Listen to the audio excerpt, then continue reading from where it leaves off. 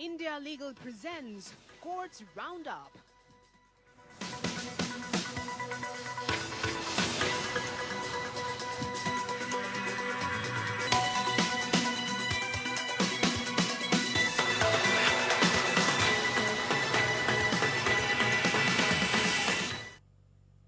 नमस्कार, मैं हूं आपके साथ कुमार कुणाल धीरज। कोर्ट्स राउंड अप में आपका स्वागत है। इस बुलेटिन में अगले आधे घंटे तक हम आपको कोर्ट से जुड़े तमाम छोटी बड़ी खबरों से रूबरू करवाएंगे। कोर्ट की कार्यवाही और सुप्रीम कोर्ट से लेकर हाई कोर्ट और लोअर कोर्ट्स तक के फैसलों को आपके सामने रखेंगे। तो आइए शुरू करते हैं आज का courts round up. India Legal presents Courts Roundup.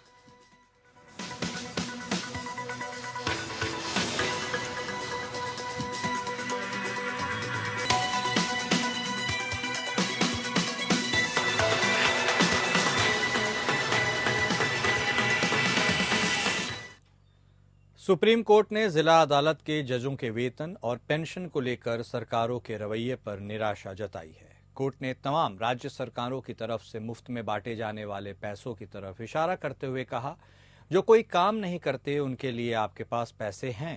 जब जजों के वेतन और पेंशन का सवाल आता है तो आर्थिक दिक्कतों का हवाला देने लगते हैं। ऑल इंडिया जजेस एसोसिएशन नाम की संस्था की तरफ से दाखिल याचिका पर सुनवाई करते हुए सुप्रीम कोर्ट के जस्टिस BR गवई की अध्यक्षता वाली बेंच ने दिल्ली विधानसभा चुनाव में अलग अलग पार्टियों की तरफ से हो रही घोषणाओं की चर्चा की। कोर्ट ने कहा, चुनाव आते ही लाडली बहन जैसी योजनाओं की घोषणा शुरू हो जाती है, जहां लाभार्थियों को हर महीने एक तय रकम देने की बात की जाती है। दिल्ली में पार्टियां सत्ता में आने पर हर महीने 2,500 रुपए तक देने का वादा कर रही है। 2015 में दाखिल इस याचिका में जजों के कम वेतन और सेवानिवृत्ति के बाद उचित पेंशन न मिलने की बात कही गई है। इस बारे में पूरे देश में एक जैसी नीति न होने का भी हवाला दिया गया है। सुप्रीम कोर्ट ने मामले में अपनी सहायता के लिए वरिष्ठ वकील के परमेश्वर को एमिकस क्यूरी नियुक्त किया है। सुनवाई के दौरान केंद्र सरकार के लिए पेश अटॉर्नी जनरल R वेंकटरमणी ने कहा कि सरकारों की तरफ से दी जाने वाली मुफ्त की योजनाएं एक अस्थायी व्यवस्था है। वेतन जस्टिस गवाई और जस्टिस ऑगस्टीन जॉर्ज मसीह की 2 सदस्यीय बेंच को अटॉर्नी जनरल ने बताया कि केंद्र सरकार एक अधिसूचना लाने पर विचार कर रही है, जिससे याचिका में उठाई गई चिंताओं का हल हो सकेगा। इस पर जजों ने कहा कि सरकार अगर भविष्य में ऐसा करती है तो इसकी जानकारी उन्हें दें। चूंकि यह मामला काफी समय से लंबित है, इसलिए इसकी सुनवाई अब स्थगित नहीं की जाएगी।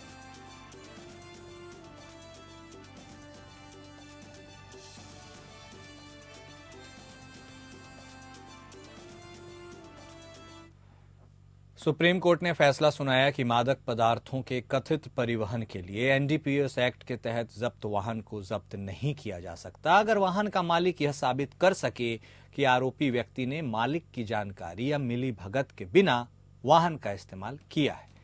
जस्टिस संजय करोल और जस्टिस मनमोहन की बेंच ने कहा, जब्त वाहन को जब्त नहीं किया जा सकता अगर जब्त वाहन का मालिक यह साबित कर सके कि आरोपी व्यक्ति ने मालिक की जानकारी या मिली भगत के बिना वाहन का इस्तेमाल किया है और उसने आरोपी व्यक्ति द्वारा जब्त वाहन के ऐसे इस्तेमाल के खिलाफ सभी उचित सावधानियां बरती।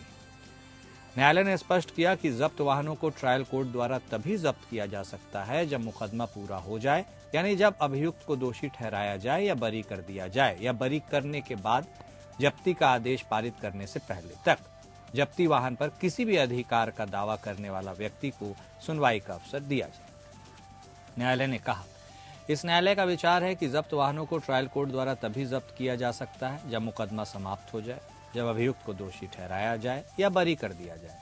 इसके अलावा यहां तक कि न्यायालय का विचार है कि वाहन जब्ती के योग्य है, उसे जब्ती का आदेश पारित करने से पहले जब्त वाहन पर किसी भी अधिकार का दावा करने वाले व्यक्ति को सुनवाई का अवसर देना चाहिए। न्यायालय गुवाहाटी हाईकोर्ट के उस निर्णय के विरुद्ध दायर अपील पर सुनवाई कर रहा था जिसमें CRPC की धारा 451 और 457 के तहत अपीलकर्ता के जब्त ट्रक को अंतरिम रूप से रिहा करने से इंकार करने वाले ट्रायल कोर्ट के निर्णय को बरकरार रखा गया था। हाईकोर्ट के निर्णय को दरकिनार करते हुए जस्टिस मनमोहन द्वारा लिखित निर्णय में कहा गया कि NDPS एक्ट उन वाहनों की अंतरिम रिहाई पर रोक नहीं लगाता जिन्हें कथित तौर पर प्रतिबंधित पदार्थों के परिवहन के लिए जब्त किया गया। न्यायालय ने कहा कि जब्त वाहन को सीआरपीसी की धारा 451 और 457 के तहत छोड़ा जा सकता है।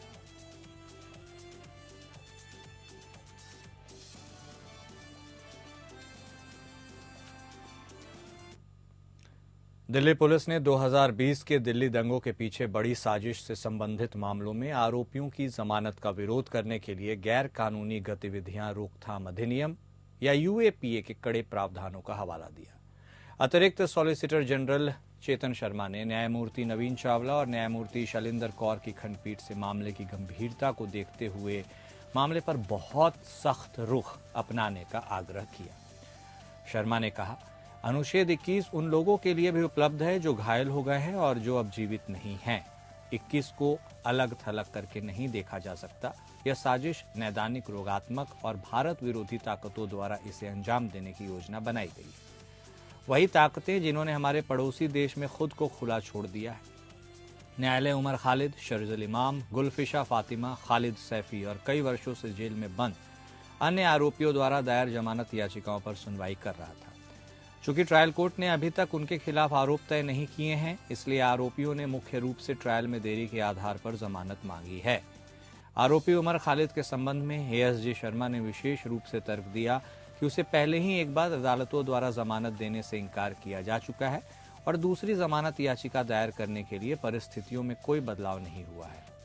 दिल्ली पुलिस ने भी आरोपी की जमानत की प्रार्थना का विरोध करने के लिए यूएपीए के कड़े जमानत प्रावधानों का हवाला दिया।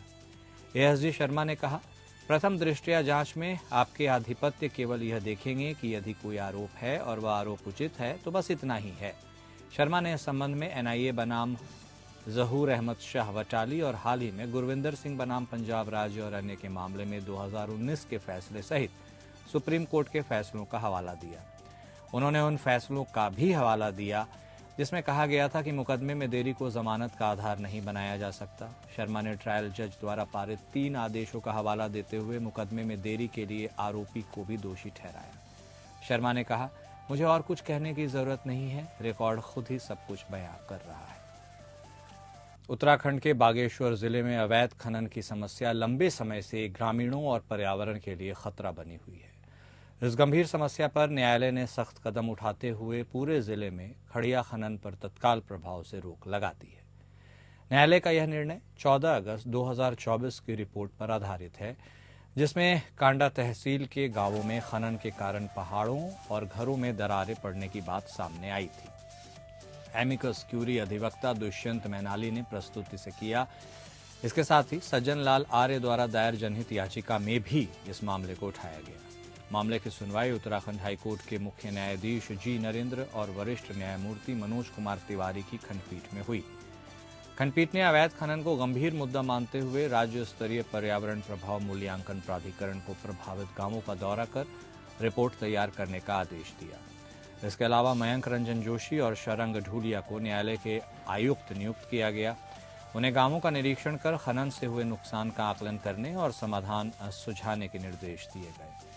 कोर्ट कमिश्नर द्वारा प्रस्तुत रिपोर्ट में यह पाया गया कि खड़िया खनन न केवल वन भूमि बल्कि सरकारी भूमि पर भी नियमों के विरुद्ध किया गया। खनन के कारण पहाड़ों पर दरारें आ गई हैं, जिससे भूस्खलन का खतरा बढ़ गया है। ग्रामीणों ने बताया कि भारी वर्षा के दौरान दरारों में पानी भरने से बड़ी दुर्घटनाएं हो सकती हैं। उनकी कृषि भूमि नष्ट हो चुकी है और कई गांवों के निवासी विस्थापित होने को मजबूर हैं। ग्रामीणों का कहना है कि उनकी समस्याओं को स्थानीय प्रशासन और सरकार ने अनदेखा किया है। जिनके पास साधन थे वे हल्द्वानी जैसे शहरों में पलायन कर गए, लेकिन गरीब ग्रामीण अभी भी खतरनाक हालात में रहने को मजबूर हैं। ग्रामीणों ने न्यायालय से अपील की है कि उन्हें सुरक्षित स्थानों पर विस्थापित किया जाए और खनन पर स्थायी रोक लगाई जाए। न्यायालय ने निदेशक खनन, जिलाधिकारी बागेश्वर, उप जिलाधिकारी बागेश्वर और डीएफओ बागेश्वर को 8 जनवरी 2025 को व्यक्तिगत रूप से कोर्ट में पेश होने और जवाब दाखिल करने का निर्देश दिया। मामले की अगली सुनवाई 9 जनवरी 2025 को निर्धारित की गई है। न्यायालय के इस फैसले से अवैध खनन के कारण प्रभावित गांवों के निवासियों को राहत मिलने की उम्मीद है।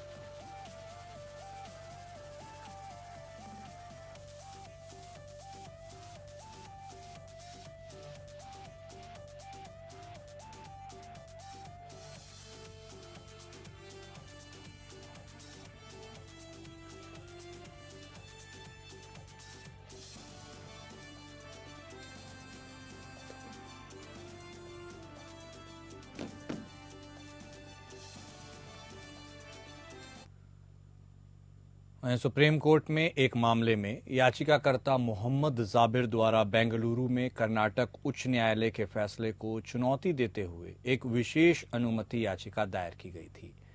उच्च न्यायालय ने याचिकाकर्ता की रिट याचिका जो खारिज कर दी गई, इसमें गैर कानूनी गतिविधियों रोकथाम अधिनियम या यूएपीए के प्रावधानों के तहत उसकी हिरासत अवधि के विस्तार पर सवाल उठाने की मांग की गई थी। याचिकाकर्ता ने तर्क दिया कि बिना किसी विशिष्ट या वैध कारण के विस्तार दिया गया, जो भारत के संविधान के अनुच्छेद 21 और 22 के तहत उसके मौलिक अधिकारों का उल्लंघन है।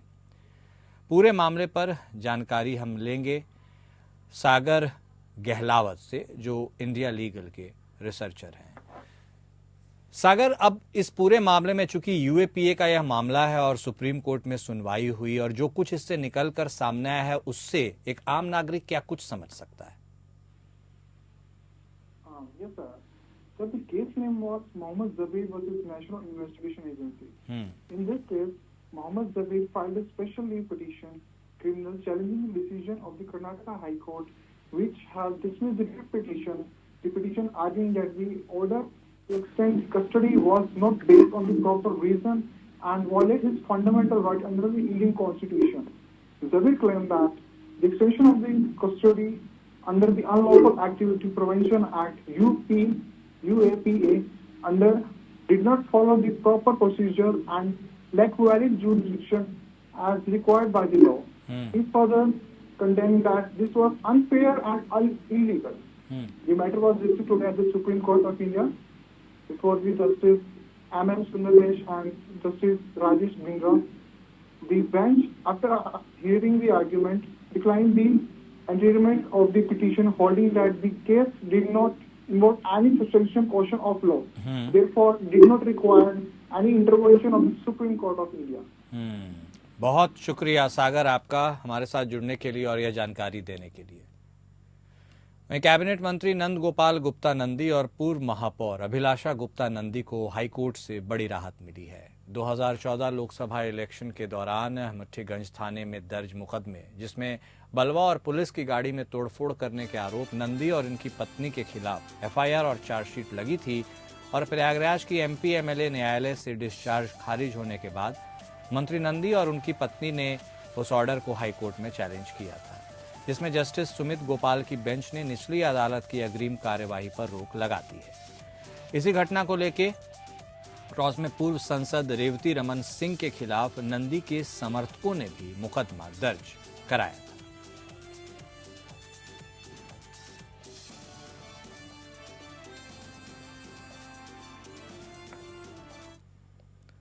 इलाहाबाद हाईकोर्ट ने चंदौसी की शाही जामा मस्जिद को हिंदू मंदिर को नष्ट करने के बाद बनाए जाने के दावे वाले मुकदमे में संभल ट्रायल कोर्ट की कार्यवाही पर 25 फरवरी तक रोक लगा दी। जस्टिस रोहित रंजन अग्रवाल की पीठ ने चंदौसी संभल में शाही जामा मस्जिद समिति द्वारा दायर एक दीवानी पुनर्विचार याचिका पर यह आदेश पारित किया, जिसमें 19 नवंबर को पारित ट्रायल कोर्ट के आदेश को चुनौती दी गई थी।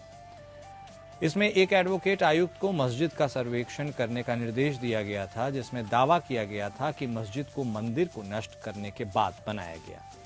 एकल जज ने भारत संघ, भारतीय पुरातत्व सर्वेक्षण, यूपी सरकार और संबंधित जिला मजिस्ट्रेट से 4 सप्ताह के भीतर जवाब भी मांगा है। मामले की अगली सुनवाई 25 फरवरी को होगी।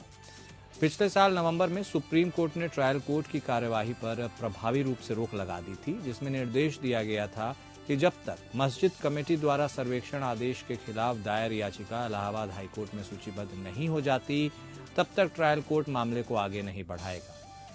आक्षेपित आदेश सिविल जज सीनियर डिवीजन आदित्य सिंह ने महंत ऋषिराज गिरी सहित 8 वादियों द्वारा दायर मुकदमे पर पारित किया था, जिन्होंने दावा किया था कि विचाराधीन मस्जिद 1526 में वहां मौजूद एक मंदिर को ध्वस्त करके बनाई गई थी।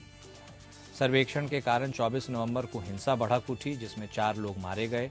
हिंदूवादियों के अनुसार विचाराधीन मस्जिद मूल रूप से भगवान विष्णु के अंतिम अवतार कल्की को समर्पित एक प्राचीन मंदिर हरिहर मंदिर का स्थल था। 1526 में मुगल शासक बाबर के आदेश पर मंदिर को आंशिक रूप से ध्वस्त कर दिया गया और उसे मस्जिद में बदल दिया गया। अपने मुकदमे में एडवोकेट हरिशंकर जैन और विष्णु शंकर जैन द्वारा प्रतिनिधित्व किए गए वादीगण मस्जिद तक पहुंचने के अधिकार का दावा कर रहे हैं।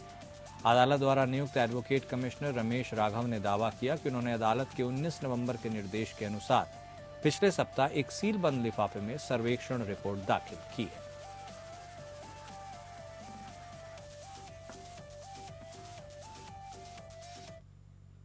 सुप्रीम कोर्ट ने फैसला सुनाया कि विदेशी नागरिकों द्वारा दायर जमानत याचिकाओं में विदेशी अधिनियम 1946 के तहत नागरिक प्राधिकरण या पंजीकरण अधिकारी को शामिल करना अनावश्यक है।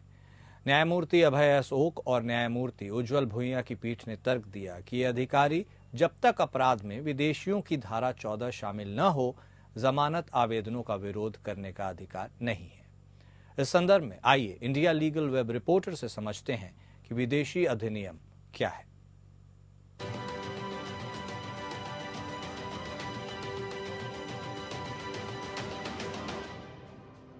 द सुप्रीम कोर्ट ने रिसेंट रूलिंग दी है कि सिविल अथॉरिटीज या registration officers under foreigners act 1946 को फॉरेन नेशनल्स के बिल एप्लीकेशंस में शामिल करना जरूरी नहीं है, जब तक केस फॉरेनर्स एक्ट के सेक्शन 14 से रिलेटेड ना हो। Section 14 states foreigner visa overstay करे, वीजा कंडीशंस वायलेट करे या एक्ट को कॉन्ट्रावीन करे तो उनको 5 साल तक की इम्प्रिजनमेंट, फाइन्स और बॉन्ड फोरफीचर का सामना करना पड़ेगा। कोर्ट ने कहा है कि इन अथॉरिटीज के पास बेल अपोज करने का लोकल स्टैंडर्ड नहीं है और उन्हें इंक्लूड करना सिर्फ प्रोसीडिंग्स को डिले करना है। कोर्ट ने यह भी डायरेक्ट किया कि जब किसी फॉरेन नेशनल को बेल ग्रांट होती है तो इन्वेस्टिगेशन एजेंसी या स्टेट तुरंत रजिस्ट्रेशन ऑफिसर को इन्फॉर्म करे, जो बाद में रेलेवेंट अथॉरिटीज को नोटिफाई करेगा फॉर फर्दर एक्शन के लिए। ये डिसीजन एक नाइजीरियन नेशनल की अपील पर आया जो एनडीपीएस केस में बेल कंडीशंस को चैलेंज कर रहा था। कोर्ट ने यह भी क्लैरिफाई किया कि embassy issued assurance certificates foreign accused के लिए जरूरी नहीं है। कोर्ट ने फर्दर बताया कि फॉरेनर्स एक्ट के अंडर अथॉरिटीज के पास पावर्स है फॉरेनर्स के एंट्री, स्टे और डिपार्चर को रेगुलेट करने के लिए, लेकिन ये पावर्स क्रिमिनल्स कोर्ट के ज्यूरिडिक्शन से इंडिपेंडेंट है।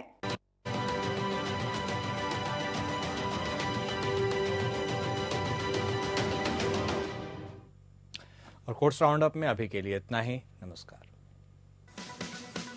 India Legal presents Courts Roundup.